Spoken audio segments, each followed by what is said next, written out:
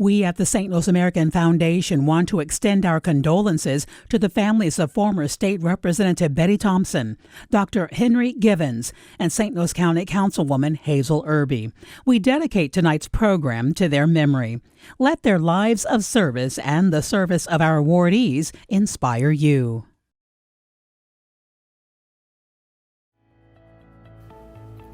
Good evening, and welcome to the St. Louis American Foundation's 21st Annual Salute to Excellence in Healthcare Awards.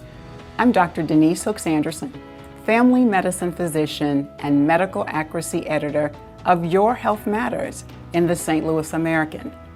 As an integral part of its mission, the St. Louis American Foundation has hosted this annual recognition program for 21 years to honor outstanding performance in healthcare for the African American community in St. Louis. Yet, like never before, the COVID-19 pandemic has underscored the devastating racial disparities in healthcare, and that our healthcare workers are critical and indispensable to our community, to our health and wellness, and indeed our very survival. So while this event is a long-standing tradition for the Foundation, we believe this celebration of our healthcare heroes and the work they do is more important than ever. To begin our program, it is my pleasure to introduce tonight's host, the award-winning veteran news anchor for KMOX Radio and co-host of St. Louis Talks. Please welcome the fabulous Carol Daniel. Take it away, Carol.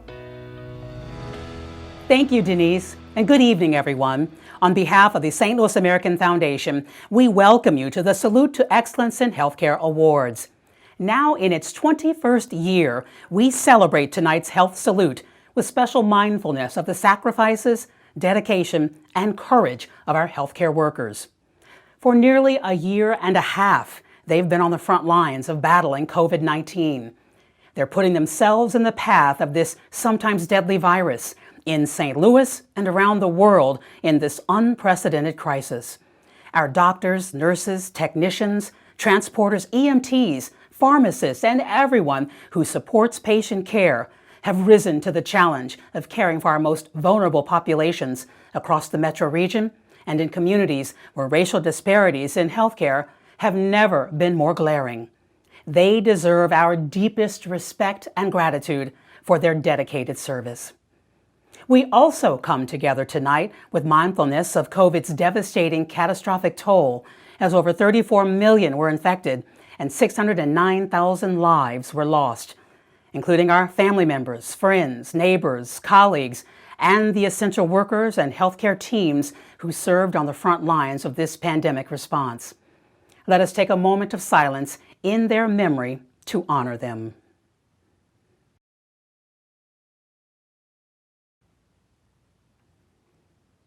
Community support and generous sponsors help us continue to carry out the mission of the Healthcare Salute, as well as enable the St. Louis American Foundation to provide scholarships for area students from the net proceeds of this event. The St. Louis American Foundation is especially appreciative of the support of our presenting sponsor. Thank you to Centene Charitable Foundation.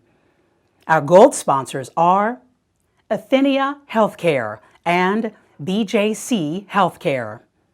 Our silver sponsors are AARP, A.T. Still University, and Mercy.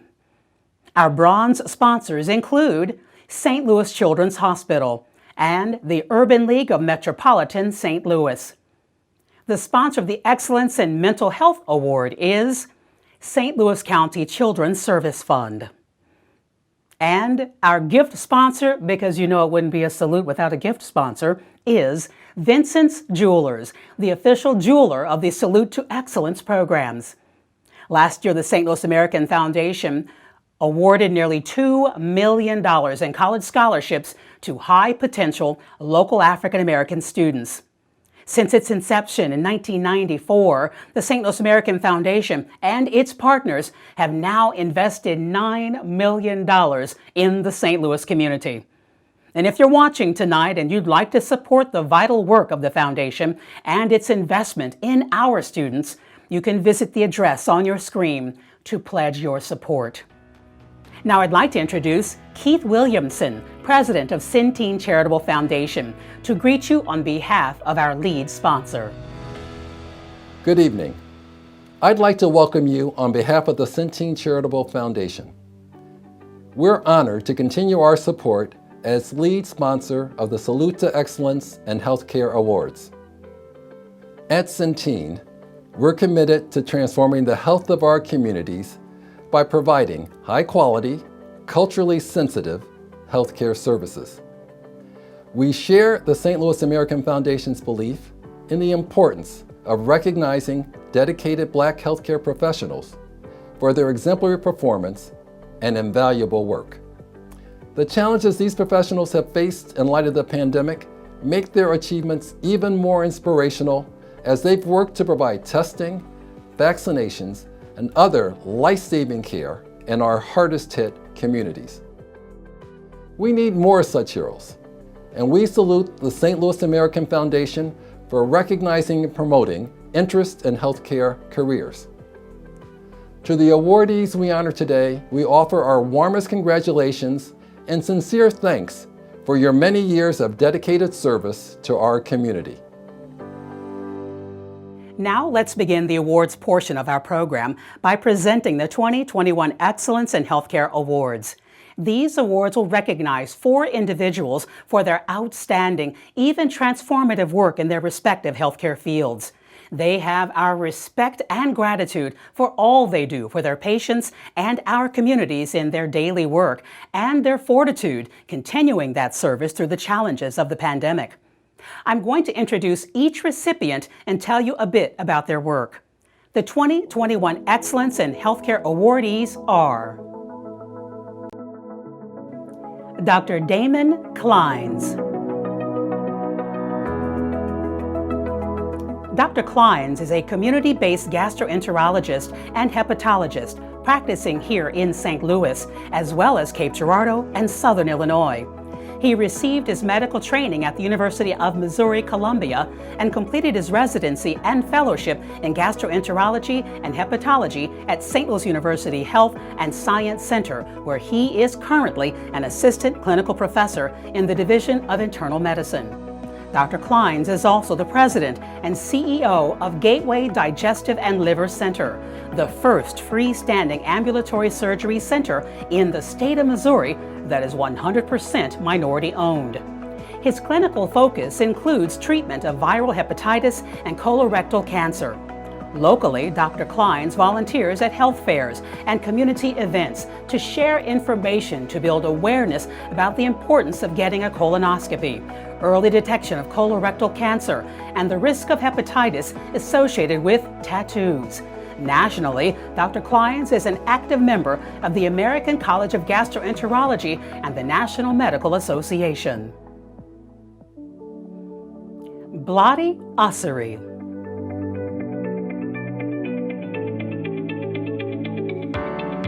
Blotty is a registered nurse at Rankin Jordan Pediatric Bridge Hospital. Born and raised in St. Louis, Blotty once visited a hospital as a young girl, and she knew then that she wanted to be a nurse and specifically work with children. She graduated from Florissant Valley Community College as a registered nurse in 1989 and began her career at St. Louis Children's Hospital as a staff nurse, caring for kids with cystic fibrosis and asthma. She later joined Strictly Pediatric Specialty Center, where she cared for children with severe medical conditions in their homes. In addition to providing patient care to the children, she also served as a parent educator, showing them how to properly care for their children's medical conditions and their medical equipment. Blotty also worked as a school nurse in the Hazelwood School District. Eager to rejoin a hospital environment where she could provide more advanced patient care, Blotty joined Rankin Jordan Pediatric Bridge Hospital in 2006, a specialty hospital exclusively for children with medical complexities. She has thrived at Rankin Jordan, consistently recognized by her peers and leaders, and earning 3 nominations for the prestigious Daisy Nursing Award. Blottie's philosophy on patient care is to take care of everyone like she would want for her own family to be taken care of, treating them with love, empathy, respect, and compassion. Carlita Vassar. Carlita is the owner, director, and CEO of At Home Care and St. Louis Healthcare Consulting Services. Carlita has been a registered nurse serving the St. Louis community for over 20 years. As the owner and operator of At Home Care, Carlita offers a combination of home care and community-based services. At Home Care is an extension of Carlita's belief that sometimes bringing the resources directly to the patient and not the patient to the resource helps relieve some of life's burdens. Through her expertise in home care, At Home Care works to keep our disabled neighbors and seniors living at home with independence by aiding in basic need assistance. In her years of professional work, Carlita saw the need for more wraparound community healthcare partnerships. She launched St. Louis Healthcare Consulting Services to help develop collaborative healthcare programs for faith-based organizations, nonprofits, businesses, and health and human service providers through her grant writing services, corporate sponsorship acquisitions, and program management expertise. Carlita is the co-founder of the Gateway St. Louis Medical Reserve Corps. The Corps' units are community-based programs under the Assistant Secretary for Preparedness and Response that organize and utilize local volunteers who want to donate their time and expertise to provide for and respond to emergencies. Carlita hosts her own health news and education radio program and volunteers her time as a guest speaker, panelist, and board member for many local and national medical groups and associations. Dara Webb.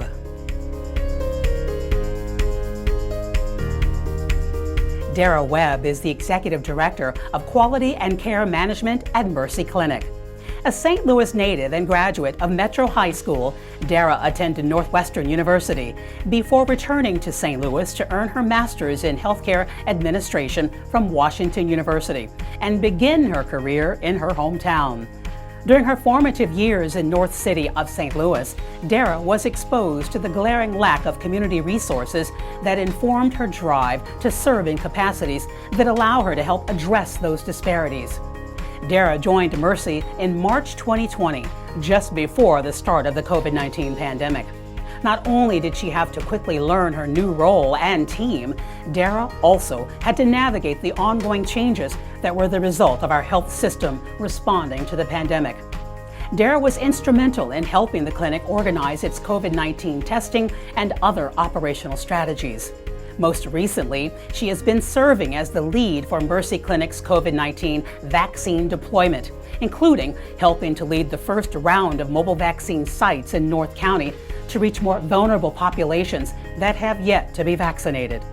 Dara is an adjunct faculty member at Washington University, Webster University, and Harris Stowe State University, and is passionate about mentoring students and young professionals pursuing careers in healthcare. Dara holds seats on the boards of the Urban League of Metropolitan St. Louis, CARE STL Health, and is a cabinet member of the United Way Charmaine Chapman Leadership Society. Congratulations again to our Excellence in Healthcare awardees. Features on each of tonight's awardees can be found in the special commemorative edition of this week's St. Louis American. Please be sure to pick up your copies when you shop or visit stlamerican.com to read online. Our next award is the Dr. John M. Anderson Excellence in Mental Health Award, which is presented in partnership with the St. Louis County Children's Service Fund. I'll turn it over now to Emily Koenig, Executive Director of the Children's Services Fund, to tell you more about this special memorial award. Good evening. It's my pleasure to join you for this event.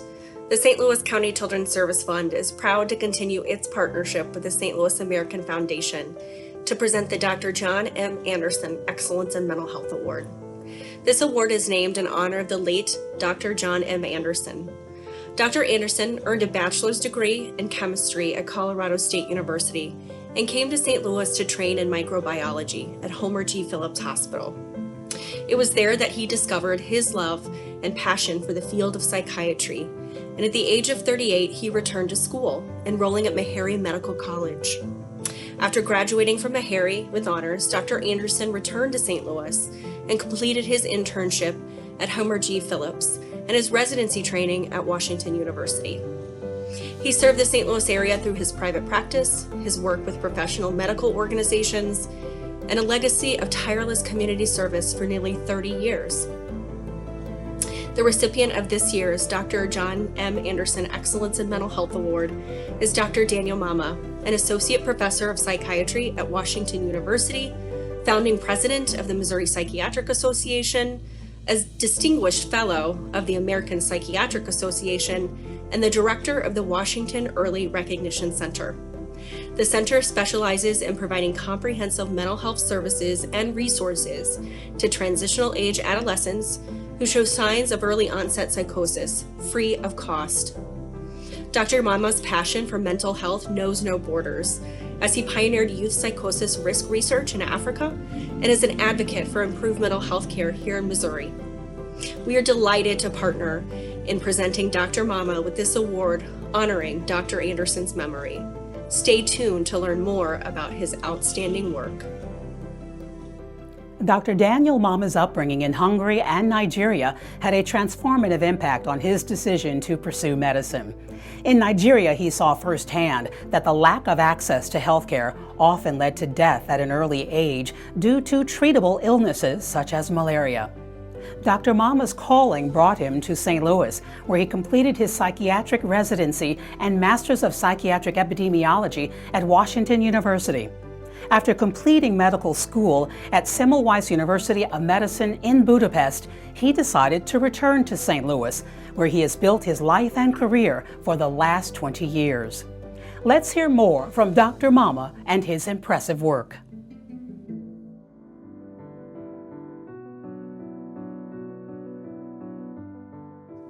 Growing up in Nigeria at that time, you can't help but notice the poor healthcare system in many parts of the country.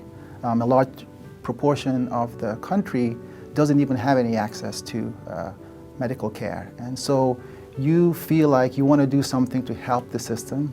You want to have some control over the system. So I think that was probably the main thing that drove me to medicine.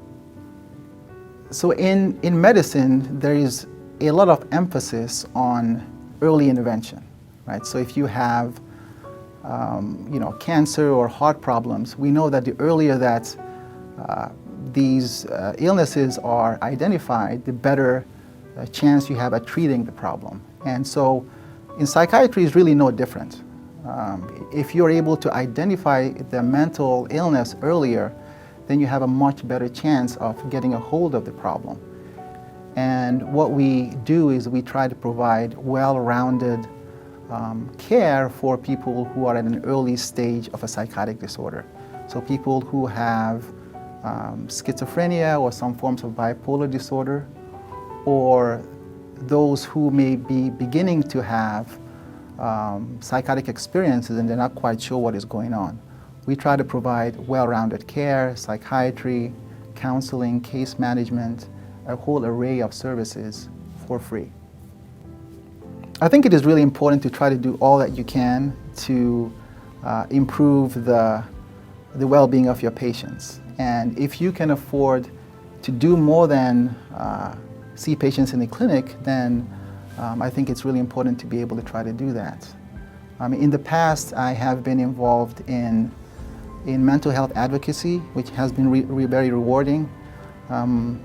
I have been on the boards of the American Psychiatric Association, Mental Health America. I was the founding president of the Missouri Psychiatric Association. And these things provide an opportunity for you to try to influence policy. So that has been really rewarding.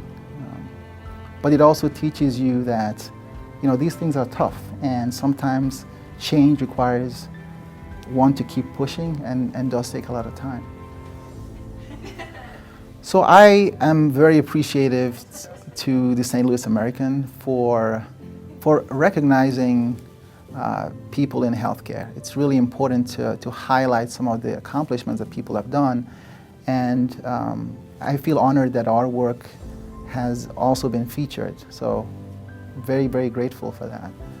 I also want to thank the funders of our center, the St. Louis County Children's Service Fund and foundations for Barnes Jewish Hospital and the Children's Hospital, because without them we would not have been able to provide a free health center.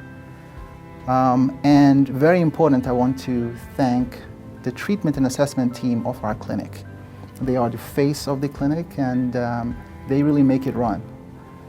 And last but not the least, I want to thank my family, my wife and 2 kids. Sometimes it can be really difficult to balance work and family, but they have been very supportive all along the way. Congratulations again to Dr. Mama, our Dr. John M. Anderson Excellence in Mental Health Awardee. Our next category is the Health Advocacy Organization of the Year Award. This year's recipient is the Urban League of Metropolitan St. Louis. The Urban League has a history of dealing with crisis. Its St. Louis operations date back to 1918, when the organization began with the mission of stabilizing conditions for African Americans in the wake of the East St. Louis race riots. The COVID-19 pandemic presented unprecedented challenges to our local social service systems that were already strained almost to the breaking point. Starting in March of 2020, thousands of families who had never needed help suddenly needed assistance. The Urban League's effort to respond to the ravages of the COVID-19 pandemic made the organization the unanimous choice for this award. Under the leadership of its president, Michael McMillan, the Urban League's prompt organizing and mobilization of the Urban League team and beyond into the larger civic community enabled an immediate large-scale response that benefited tens of thousands across the St. Louis region. Week after week, the Urban League served thousands in our community by distributing food, masks, hand soap, sanitizer, and toilet paper. And in a pandemic, those single items do in fact become healthcare items and medical necessities. Beyond food and PPE, the Urban League prioritized housing as a public health concern and adapted its programs to provide mortgage and rental assistance, weatherization and utility assistance, and other services to help keep families in their homes and safe. They connected our community to COVID testing resources and, when the vaccine became available, organized mass vaccination events throughout the region. And recently, the Urban League unveiled a public education campaign focused on addressing vaccine hesitancy in the Black community, as the Delta variant continues to threaten the unvaccinated and our most vulnerable. The Urban League rose to the challenge in truly remarkable ways on an unprecedented scale to create a health safety net that became a key component of our region's response to the pandemic. Stay tuned to learn more about this work and how the Urban League of Metropolitan St. Louis is helping to shape our community's recovery.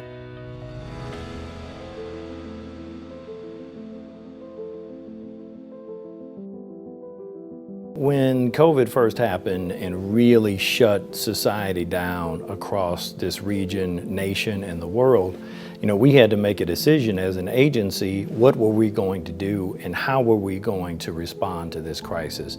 And literally, because we were born out of a crisis in the form of the East St. Louis race massacre that really founded this Urban League, we found that we needed to go in and do as much as we could for as many people as we could for as long as we could in a way that we had never done that before. But we had to make sure that we were keeping our staff safe, our volunteers safe, and our clients safe.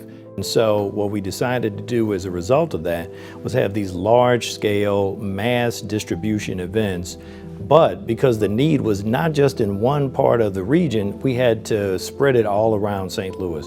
So our first one was actually at our center on Jennings Station Road.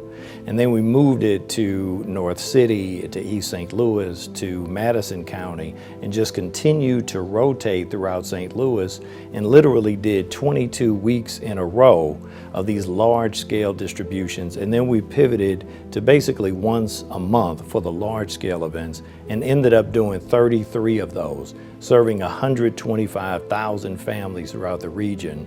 And then continue at our Jennings Station Road location with a smaller weekly distribution, and continue to serve individuals in our 3 food pantries throughout the region.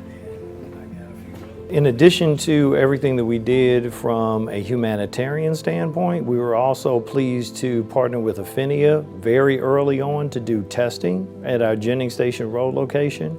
And we were able to raise funds to help and support the work that was being done out in Ferguson through Mayor Ella Jones, and through State Senator Stephen Roberts Jr., we were able to work with Affinia and have a testing site here at the Victor Roberts Building. So we wanted to go from a PPE approach to housing, to utilities, to then testing, and then ultimately to the vaccine. And luckily, we were able to partner with the National Guard and do, at this point, almost 40,000 vaccines throughout the entire region in a very targeted approach to senior citizen buildings, to bus drivers, to the people that are working in retail, to school teachers. We did 17 school districts, 75 senior buildings, and a whole plethora of other organizations to help them, because they were right there in the middle of this crisis, doing their jobs, trying to serve the community, and trying to give a continuity of life to all of us,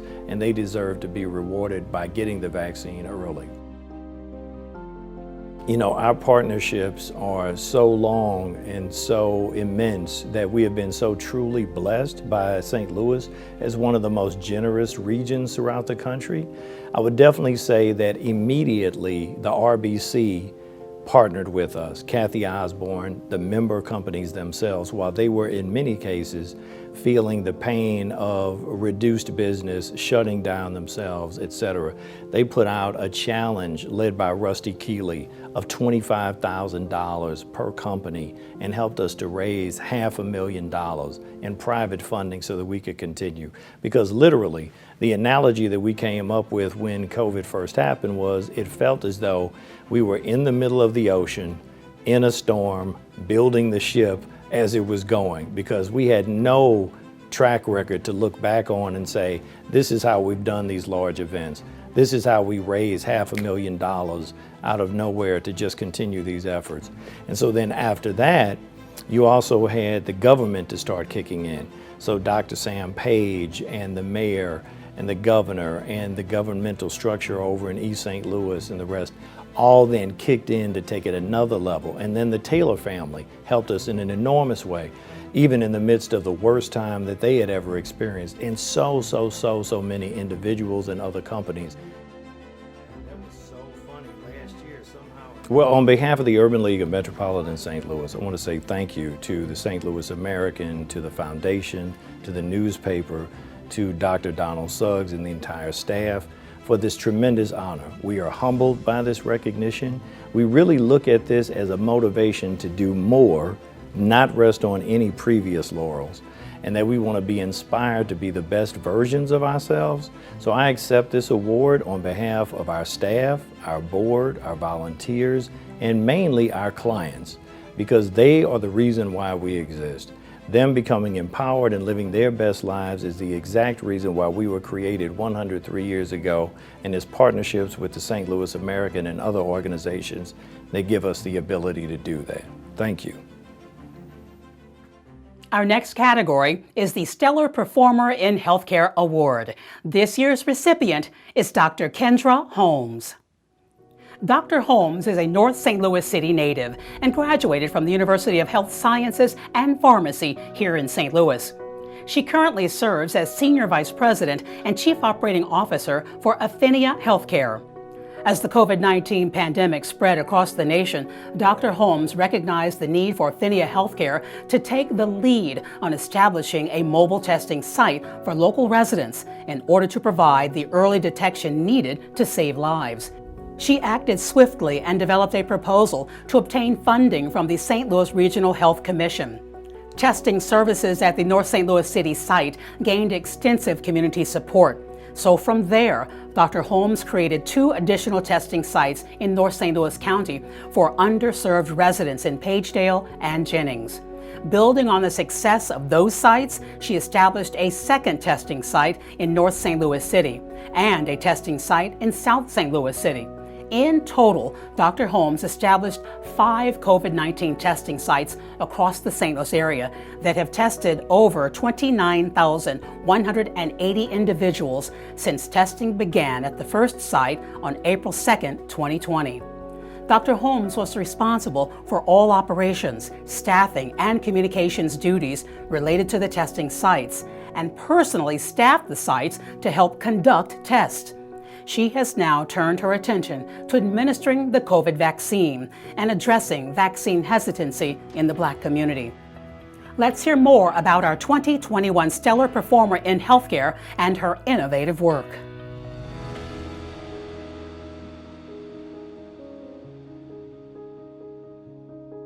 First and foremost, I am a St. Louis City native, North St. Louis City.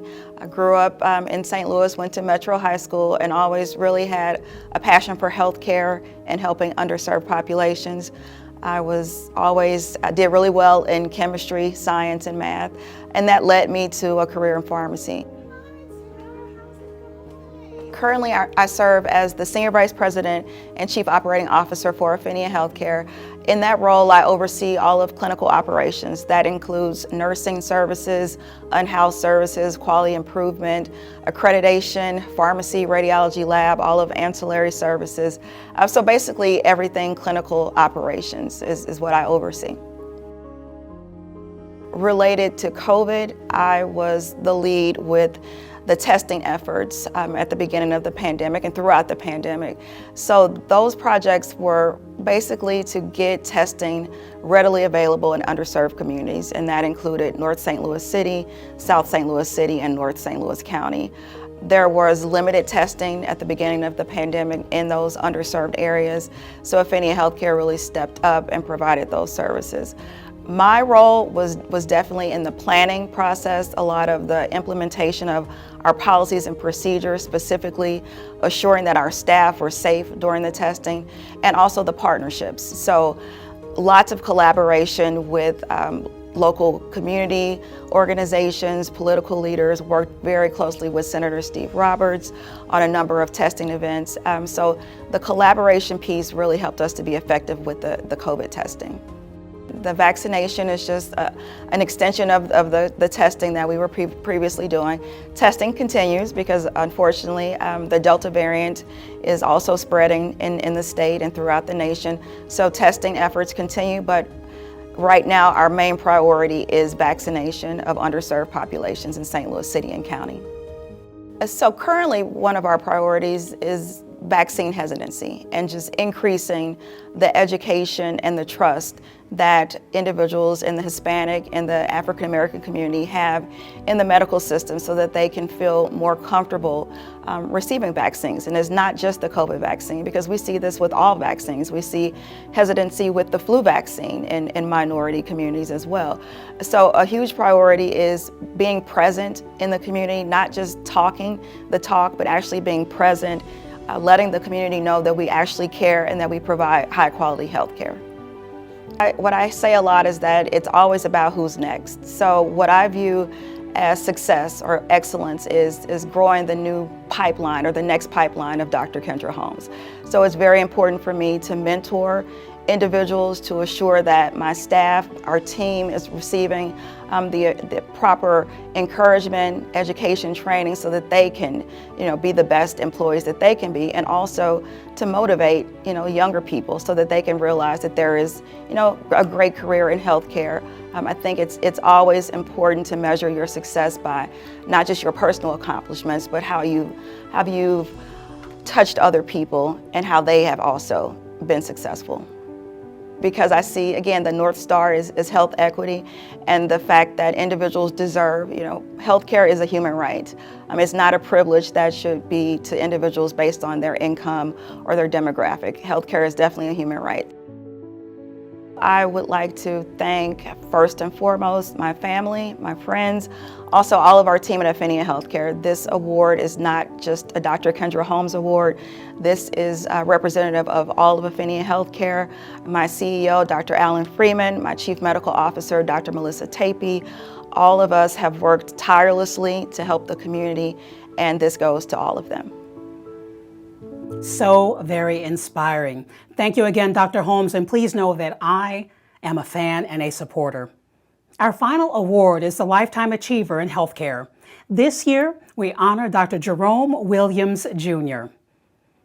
For nearly 4 decades, Dr. Williams has worked to ensure that residents of metropolitan St. Louis, particularly North St. Louis and St. Louis County, have access to quality health care. It's a mission begun by his grandfather, then passed on to his father, and the legacy was successfully continued by Dr. Williams. As you'll learn, while he was continuing the family legacy, he also blazed a trail at many points in his life, opening doors for those who would follow. Dr. Williams was born at Homer G. Phillips Hospital in 1951. The now closed segregated facility that trained thousands of Black medical professionals. He was the first Black student to attend John Burroughs School, where he excelled and graduated with honors. From Burroughs, it was on to Harvard University. Although Dr. Williams was born into a family of physicians, it wasn't a foregone conclusion that he would become one as well. However, he eventually came to the calling on his own and attended Duke University School of Medicine. He completed his training in internal medicine at what was then Barnes Hospital and the Washington University School of Medicine. When Barnes and Jewish merged, Dr. Williams was elected as the first president of the Barnes-Jewish Hospital Medical Staff Association, representing 1,400 staff physicians at the hospital and Washington University School of Medicine. In his final year there, Dr. Williams was selected as chief resident in internal medicine, only the second person of color chosen for the prestigious position. In 1982, he joined his father's practice at 3409 North Union Boulevard, where he stayed for the rest of his medical career. When the pandemic hit last year, Dr. Williams was already on the cusp of retirement. Yet he understood that in the role he served as a trusted physician, investing the time and care with his patients on a one-on-one basis, his work was about to become more important than ever. He focused his last year and a half of practice helping to guide his patients through the pandemic and ensuring they had access to preventative resources, COVID testing, and vaccinations. He officially retired earlier this month. Stay tuned to learn more about Dr. Williams' passionate, lifelong service in medicine.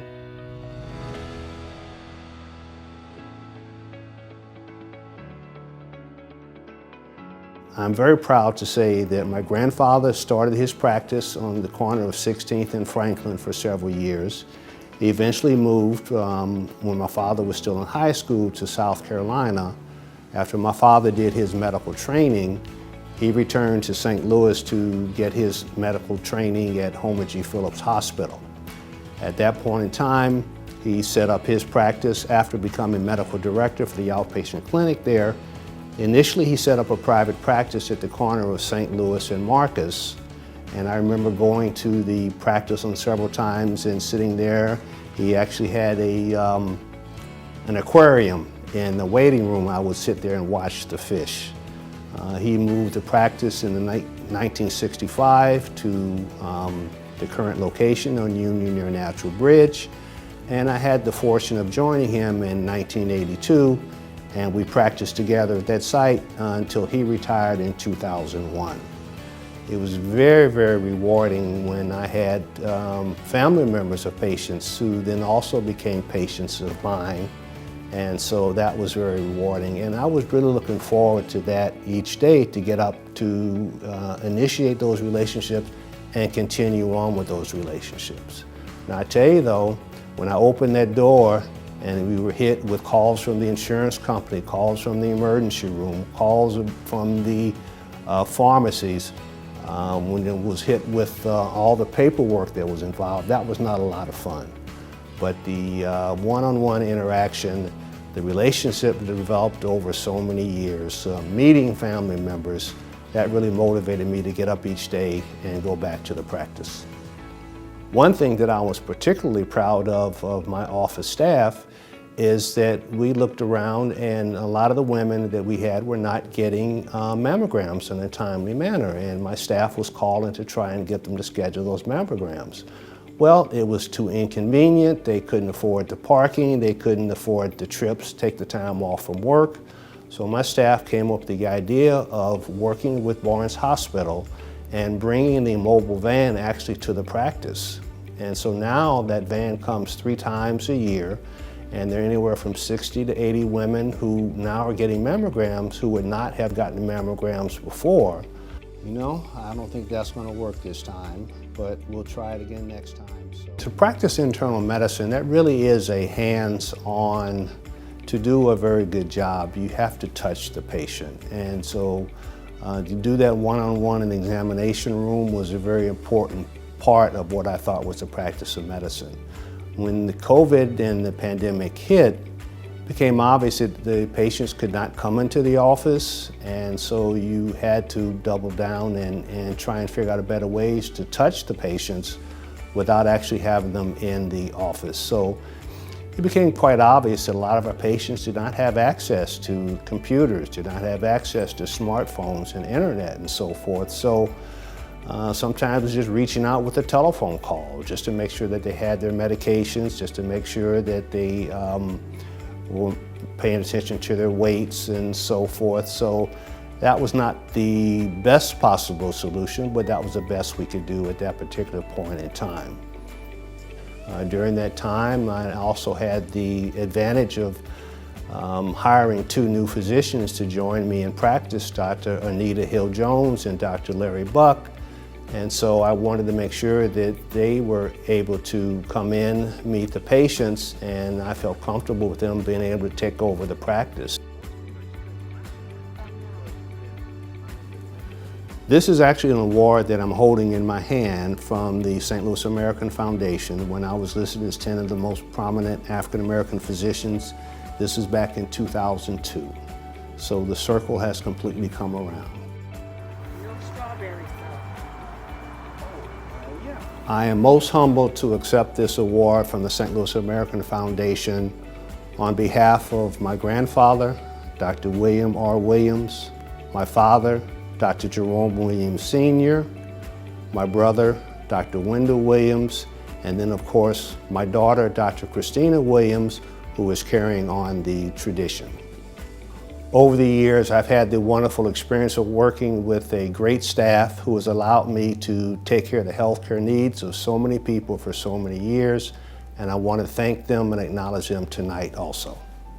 Over the last several months, as I've talked with some of my patients about retirement, it has been especially noteworthy to me that I've had the opportunity to tell them how humbled I am and how I acknowledge their ability and their willingness to take me on as their physician, and I did not take that responsibility lightly at all.